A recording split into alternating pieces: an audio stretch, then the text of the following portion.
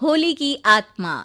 बचपन से शहर में रहने वाला मनोज इस साल होली की छुट्टियों में अपने गांव दुर्गापुर वापस आता है, जहां उसे देख पूरा गांव खुशी से झूम उठता है।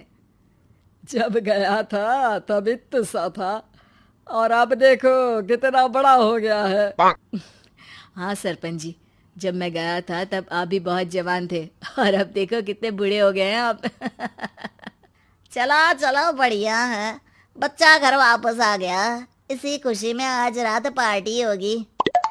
क्या बात है, गांव में भी पार्टियां होने लगी। वैसे अगर पार्टी की बात है तो आज क्यों सीधा होली पार्टी करते हैं। होली पार्टी की बात सुन चहल पहल में अचानक सन्नाटा छा जाता है, जिसे देख मनोज को कुछ अजीब लगता है। लेकिन तभी सरपंच बात पलट देता है। अब बहुत देर हो गई, चलो सब अपने घर चलो, पार्टी के बारे में कल सोचेंगे। मनोज भी मम्मी पापा के साथ घर आ जाता है, पर होली पार्टी और उस पर पूरे गांव की खामोशी वाली बात अभी तक उसके जहन से निकलती नहीं। पापा, होली पार्टी की बात पर सब चुप क्यों हो गए थे? अरे होगी उनकी कोई अपनी बात। मुझे गांव की पंचायत ही थोड़ी पता है। थक गया हूँ, चलो सो जाते हैं, कल बात करते हैं। पापा की बात मानते हुए मनोज भी सोने चला जाता है। आज तो छुपा लिया, लेकिन हफ्ते बाद जब होली का दिन आएगा तब इसे कैसे रोकोगे? अगली सुबह सूरज के साथ ही मनोज भी गांव घूमने निकल जाता है, जिस पर रास्ते में उसे अपनी ही उम्र के कुछ लड़के भी मिलते हैं, जिनसे दोस्ती कर अब वो उनके साथ घूमने लगता है। इसी तरह कुछ दिन बीत जाते हैं और होली नजदीक आने लगती है। दोस्तों, होली में 4 दिन ही बचे हैं, पर गांव में उसकी कोई तैयारियां क्यों नहीं दिख रही?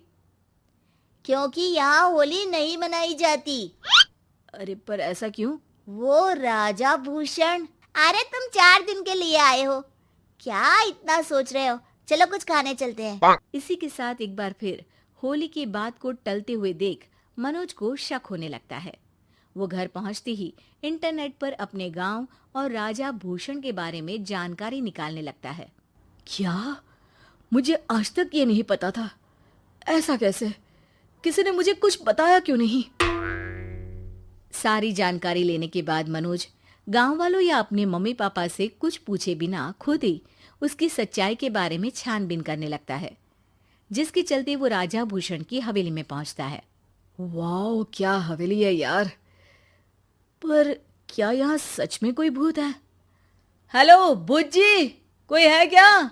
हम इस साल गांव में होली सेलिब्रेट कर रहे हैं, क्या आप उस पर थोड़ा इंटरव्यू देंगे?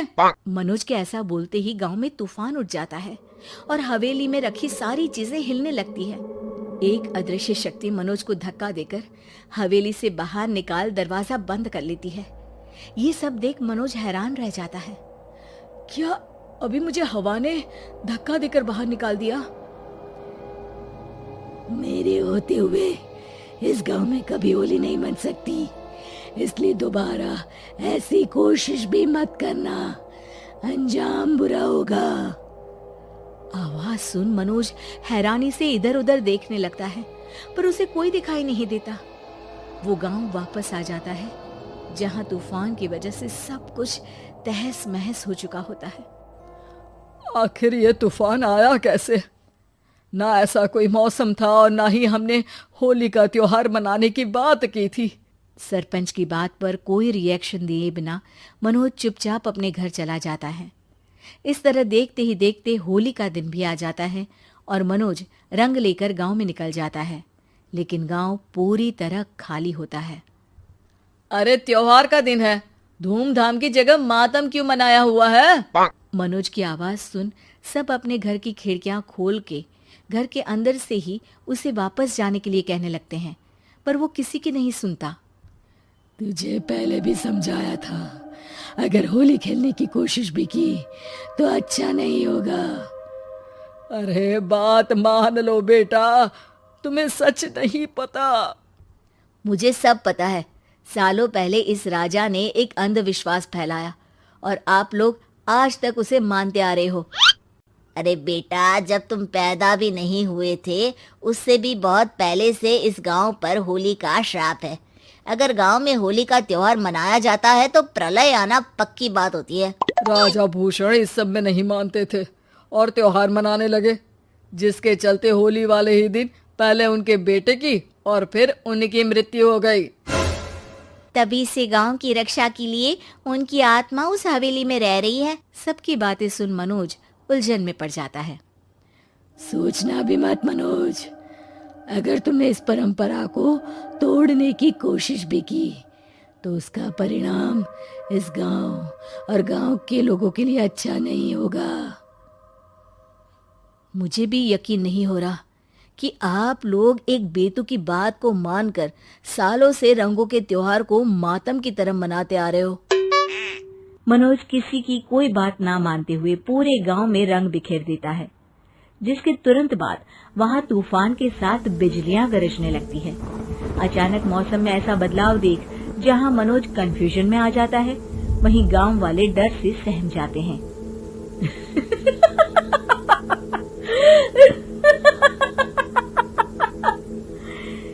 इस लड़के ने हमारे जैसे सिर्फ अपने स्वार्थ के लिए नहीं बल्कि पूरे गांव की खुशियों के लिए यहाँ होली मनाई है, जिस वजह से अब इस गांव पर होली का श्राप टूटता है। ऐसा बोलकर राजा का भूत वहां से गायब हो जाता है, जिसके बाद गांव के लोग धूमधाम से होली मनाते हैं।